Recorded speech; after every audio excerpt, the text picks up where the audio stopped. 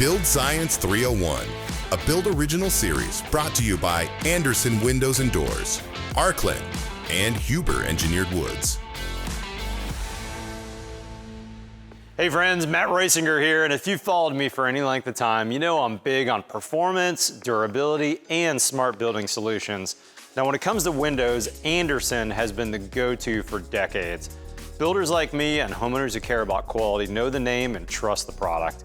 Now in our Build Science 301 series, we're diving deep into one of the most impressive innovations I've seen from Anderson. It's called the Easy Connect joining system, and it's a total game changer when it comes to installing large window combinations. Instead of wrestling full frame heavy units into place, Anderson sends factory assembled sub-units ready to drop into your rough opening. They use interlocking fiberglass joining plates so you can connect units vertically, horizontally, or both with both precision and strength. Now, what does that mean in the field? Fewer crew members, no heavy lifting equipment, and way easier install handling. You get big window impact without the big window headaches. Even better, this system delivers incredible design flexibility without compromising structural performance. It's AMA 450 tested, Hallmark certified, and even HVAC approved when you pair it with Anderson's A-Series windows and reinforcing joining options. Air, water structure, this system performs at the highest level, while saving time, boosting install quality, and helping you build smarter, not harder. Want to see it in action? Go check out how Jake Bruton used it in one of his builds. You'll find the full video over at andersonwindows.com. Simplify your builds, strengthen your results. That's the kind of smart building science we love sharing here on The Build Show. I'm Matt Reisinger, and thanks for watching. I'll see you next time on Build Science 301. All right, my friends, welcome back to Build Science 301. We're finally going above grade now. Steve, we're going to be talking about 2x4, 2x6 standard sheathing and a new category that's only been around for maybe a decade or two called insulated sheathing. Where do you want to get started, Steve? Well, let's head right to the detail. Standard wall. I said 2x4, 2x6 because a lot of people, you mentioned 2x6. They say, well, here in Texas, we do 2x4 walls. Or Alabama, we do 2x4 walls. So the dotted lines that you see here, that's the 2x4, and then this is obviously the 2x6, respectfully in both details. But the detail's exactly the same, obviously. It's exactly the same. That one just insulating sheathing versus not. So there's a little subtle detail changes there, but standard foundation wall here. Yep. We do a double mud sill. Sometimes you guys do single mud sill. Depends around the country. Yep. Floor joist system. I'm showing an I-joist there. It could be a solid sawn 2x10, could be an open web truss, something like that, trimmable. 3/4 inch subfloor, and then a 2x6 floor. But really it's about this sheathing here and over here. Like you said, insulating sheathing. Now here I chose to show the one that's fully integrated, right? This is like a Huber zip system. Yeah. Where it comes all in one package. Yep. You could do this and put insulation out here. That's right, outboard of that and sheet. Put it out. And a lot of people prefer that, but it's a couple more trips around the house to do that. So, but those are the details. Those are the base. Let's look at the problems or the challenges in this case. That's right. Where does the challenge come from with these two standard details? First and foremost, Matt, the thing that I thought was really interesting when I looked at this, when you see the detail, I'm gonna just flash back for a second. When you look at this and you see there, you look at it and you say, okay, we're asking our house to do some stuff for us. But when you look at this, I don't think many people really understand what we ask our buildings to do until you actually graph what we're asking it to do. Yeah, and also as you see all your colored lines on there, which as you've been watching represent the four things that we're controlling, right? Air, water, vapor, and thermal. And we do that in order for a reason, because that's the order of importance to our buildings, right? Water is the number one enemy, and then right behind water is air, because often when air leaks in, that brings water. And then we've got vapor control, which is important and can cause failures. And then lastly, we're trying to control heat transfers, thermal. You don't see building failures because they're not insulated well enough, typically. But we see a lot of building failures for water. So that's why we kind of layer that order, starting with water first. And in particular, Steve, this assembly shows, gosh, look at all those different connections between materials connections between assemblies. There's just a lot of places that you're getting challenged on that wall. Yeah. I mean, there's just so many different components and different contractors. You know, one of the interesting things, I was reading something not too long ago. If you went back as short as, say, maybe 75 years ago, you might have had 3 different contractors on the house. Yeah. Right? Because the guy that did the foundation might have even done the framing. He did the roofing probably. He installed the windows. He did the insulation. Great point. And, you know, he probably did the drywall in some cases. The only subcontractors potentially were tradesmen. Yeah. Doing licensed trades. Nowadays, just to install the window, you might have 4 different contractors. It's true. To just do that one task. So when you look at the challenges, you know, outlined here graphically, that gets exponentially more challenging because this guy is not that guy. And this guy is not the guy installing the window here or potentially doing the insulation here or the drywall. That's right.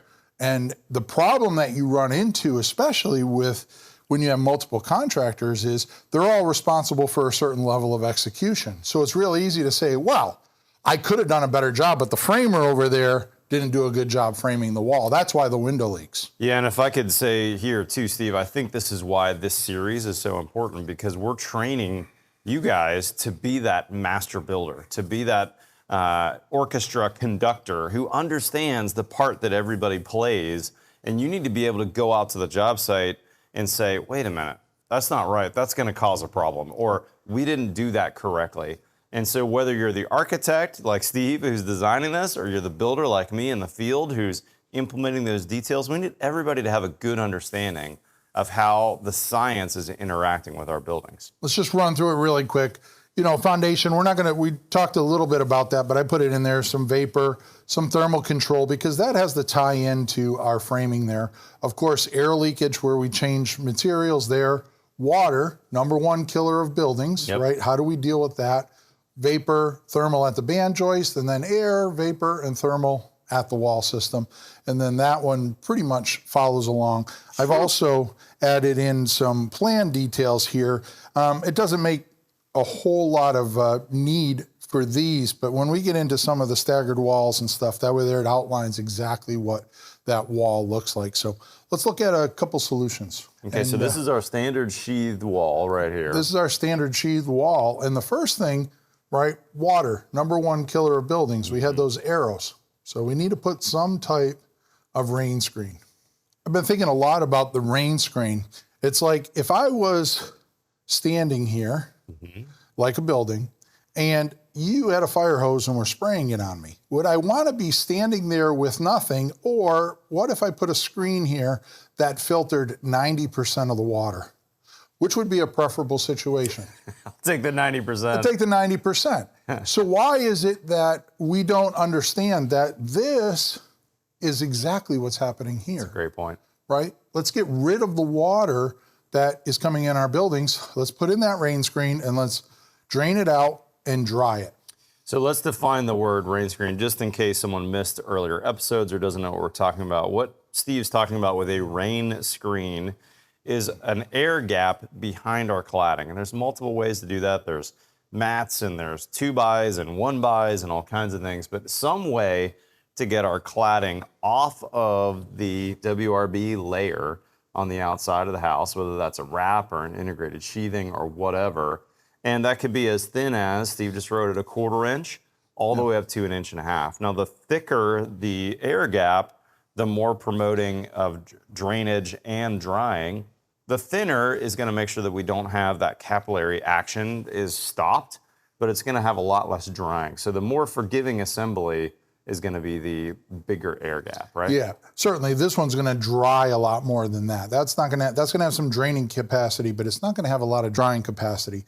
And I wrote 1/4. Now, there are systems out there, like Matt said, that have the little nibs on the paper. Oh, yeah, that's right. That's probably like 1/8 of an inch. And they do effectively drain, 99% of the water.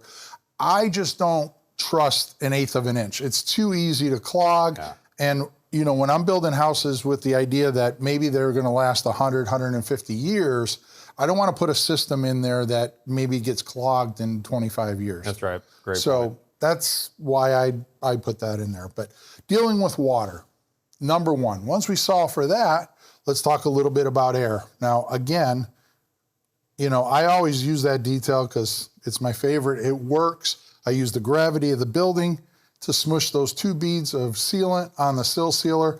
Some guys, they'll simply come down here and tape it or do a liquid flash. I like that liquid flash detail on the outside. And frankly, I'm a belt and suspenders guy. So on the house that we did recently, the Reisinger build that you designed, we did both of your details there. We did the sill sealer with Lexel, and we did some Proseco joint and seam filler on the outside, so that I'm really because that joint, especially in Texas where we've got a lot of bugs coming up that foundation wall, it's, you know, it doesn't get cold here very often. Bug action happens 11 out of 12 months a year. I want to really protect that joint. Guys, if you don't know Huber Engineered Woods, this is the manufacturer of products that I have used nearly my entire building career. Think about Advantech sheathing that they make. Gosh, I started using it almost 2 decades ago, and that has been my go-to for a bomber subfloor that totally takes the elements, especially the rain, through the years. And they're also the maker of the zip system sheathing that I used on my own house. You can learn more on their website, but this is a fabulous company with some bomber products. Moving down, vapor. We talked about it when we talked about foundation walls, so we'll just touch upon it. We have potentially a cold surface there. We have potentially a cold surface here because there is no insulation out there. And we potentially have a cold surface here. And these are heating climates. Obviously down here in Texas, this could potentially be the cold surface. So things get reversed depending on where you are in the country. So make sure that you're understanding climate or detail tuning to climate. That's right. So, but cold surfaces there. How do we deal with it? Well, we want to insulate it with something that's hydrophobic so that if there's any moisture that is coming this way, it doesn't get beyond there. And because it doesn't get beyond there, the insulation here elevates what we would term the first condensing surface. Up here, for the wall, you know, we want to maintain a good relative humidity inside there, but this wall here really has the ability to breathe in both directions and dry out, meaning breathe. Not, don't tell me every house has to breathe.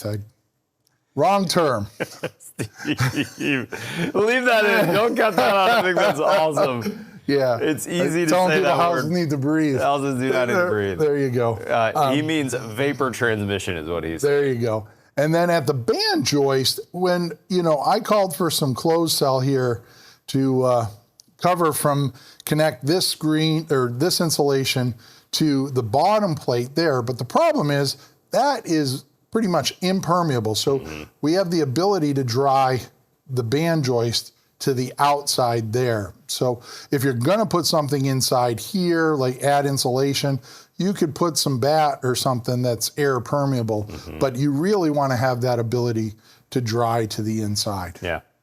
And then lastly, thermal. And if you remember from Build Science 101, the thermal control layer is put in as much insulation as you can afford, right? Yep.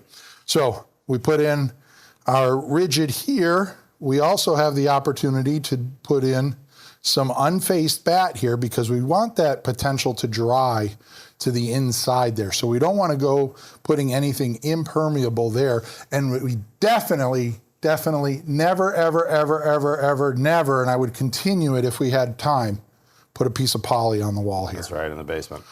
Piece of poly there with the foundation. You're gonna like this. Joe would call that a diaper. I won't continue the conversation. All I will suggest is, you know what fills up in a diaper. Don't do it. Insulation here, closed cell. If we're in a cold climate, you know, I'm typically putting in something like about 4 to 5 inches here, getting that up to R30 plus. Of closed cell. Of closed cell. You know, if you're up in Minnesota, northern Montana, maybe that goes up to 7 inches, something like that. And then up here, I have this as basically a air permeable cavity insulation, like a cellulose or some type of blown in insulation, because I want to have that ability to dry in there. And that's probably somewhere at around R21, and that's going to meet code. The slight game changer, if I move this over, the difference now becomes all of this stays the same. Foundation, insulation, down here, closed cell, all that stays the same. The game changer is the rigid insulation on the outside here. Yeah, that's a nice detail. Right? It works very, very well. We have to, you know, I always throw this extra ledge out there because I don't want anything burrowing up inside there. I want to protect it. And in this case, you have to do a double mud cell. Because and just to make sure everyone understands, what he's showing here is a mud sill or a bottom plate that's wider than the bottom of the wall plate.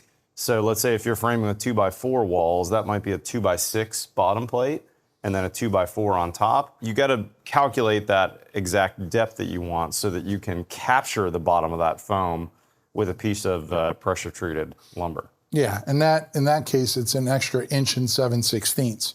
Right, 1 inch of foam, 7/16 inch for the OSB board there.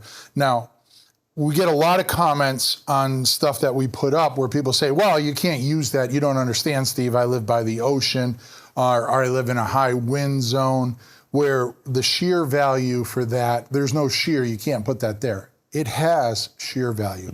It is diminished from the standard 1/2 inch sheathing. But there are shear values for the 1 inch of foam, 1.5 inches, and 2 inch, and the 1/2 inch. So the R3, 6, 9, 12, respectfully, all have documented, tested shear values that your structural engineer can use.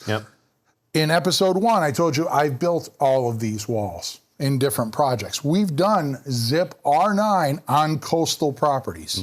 You have to add a little bit of hardware. There's a little more Simpson getting involved in your project, but it can be done.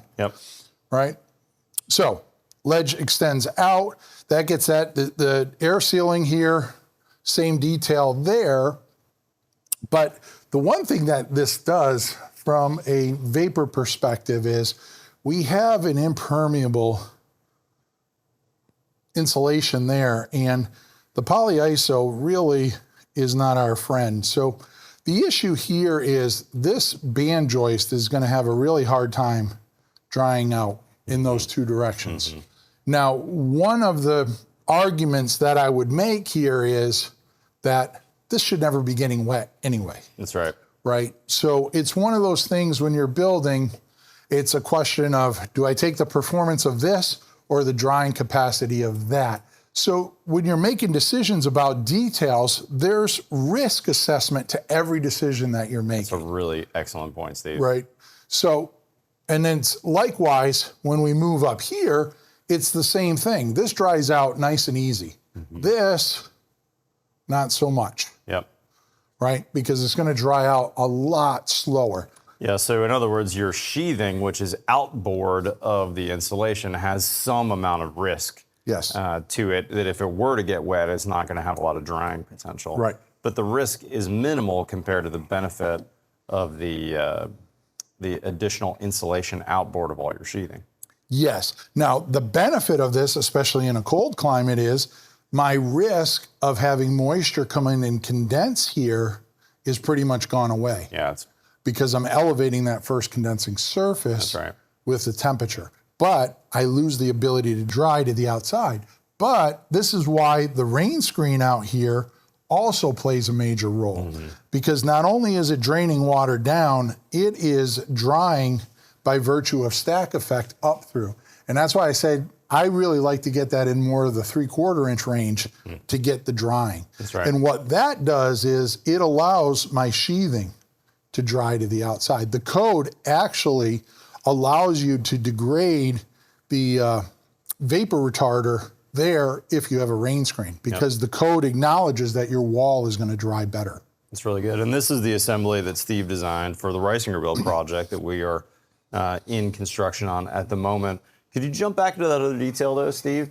At my personal house, when I built it, I decided to use this assembly, but then go ahead and add insulation outboard of this assembly, because that really is a, in my mind, probably the best assembly, also probably the most expensive assembly. But I did 2 inches on the walls, and I did 4 inches on my roof. We'll get into that later. But on the walls, I sheathed it with zip system sheathing, got that nice and airtight and did all my waterproofing details to the zip sheathing. And then outboard of that, I added a couple inches of insulation on the outside of the house. So now that helped me in the instance that we did have some kind of leakage or some type of necessity to dry to the inside. There's nothing from the green face of that zip that would stop drying all the way to the inside of the house. Yeah, and we have other details where I'm going to talk about it a little bit more in depth, but it's really, really important, I think. One of the key aspects of above grade wall design is about energy flow, right? So when we look at, say, a simple 2x6 wall here, when it's, say, 70 degrees in here and it's 15 degrees out here, there is a very strong thermal drive outside the building. Yep. And what that does is it basically bakes the house dry, Yep. right? That heated energy that goes out there. The more I make this wall thicker, the less energy gets to that. Yep. So the reason you put the insulation on the outside is so that I can get energy to that first condensing surface. And then I put the insulation on the outside. Yep. And the more insulation on the outside, the less chance we're going to have any condensation on the inside, even if there was some type of air movement or vapor drive that would bring that moisture to that surface. Yeah, and we have a couple other wall systems that are going to talk about that. The other beauty of this is, you're going to love it, my favorite building science word. I'm always skeptical about writing words because I feel like I'm going to spell them wrong. But continuity. Yeah. It's the #1 word in building science. So by putting in all of this insulation here on the outside, I get a continuous sweater. And I think the last comment that we'll leave, and we'll look at it again, but for these wall systems are, if you have ever been in a cold climate, chances are everybody watching this has experienced some kind of chill. You don't go out in a t-shirt in 20-degree weather. You put a jacket on. The jacket is not just a couple thin stripes of material. It's a continuous envelope around the body to keep the body warm, right? So again, just like I talked about with the screen, the easiest way to think about buildings is think about what we do to our bodies every day and what we're challenged with. The building is seeing the same environment. So good, Steve. On the next episode, we're going to take a bit of a version of these and go a little thicker in terms of walls. We're going to be talking about staggered studs and double stud walls. You ready for that one, Steve? I'm always ready, man. With that being said, guys, remember, as our friend Joe Stieberg says, it's not rocket science. It's build science. Don't forget. We got quizzes. We got booklets after this. So the fun doesn't stop at the vibe board. That's right. So at the end of each episode of Build Science 301, you're gonna have the opportunity to take a 5-question quiz. Answer all 5 of those right, and then go through all 11 modules on Build Science 301, and our team's gonna send you a certificate that says that you passed Build Science 301. And we have that for 101 and 201, right, Steve? There we go. Don't forget, this is totally free. There is no charge. I think you should really take the time and make sure you get recognized for your efforts and your time. Get that certificate. This is a really big deal, and this is a good foundation for the rest of your career. Build Science 301, a Build Original series brought to you by Anderson Windows and Doors, Arklin, and